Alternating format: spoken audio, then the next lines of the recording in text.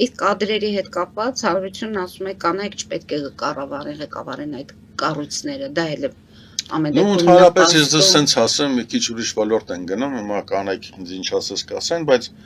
ամեն դեպքում ուժային կառույցը, սա իմ սուբյեկտիվ կարծիքն է,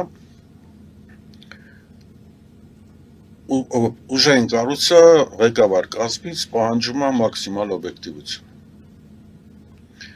Կին եւ տղամարդ հարաբերությունների մեջ, սենց ասեմ ձեզ, ես իմ աշխատած տարիներն էլ բազմաթիվ հանդիպել եմ կանանց, որոնք քննիչներ են եղել, իհարկե արդեն սիրադեղանից հետո, որտեղ սիրադեղանի ժամանակ հստակ հրահանգավորում կար, կանայք ոստիկան իրավապահ համակարգում կարող էին աշխատել անչափահասների հետ սոցիալական բլոկում, անձնագրային վիզաների վարչությունում, բայց ոչ երբեք քրեական հետախուզությունում կամ քննչականում։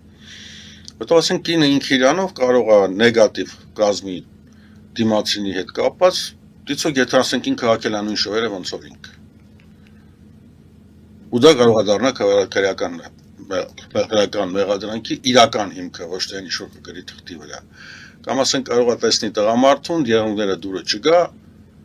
ուսո տղամարդը արդեն դատապարտված է, այսինքն էմոցիոնալ դաշտը լրիվ տարբեր է։ Ես կարծում այո, կինը պետք է այդ պաշտոնները չզբաղեցնի։ Այսինքն կինը պետք է զբաղվի այն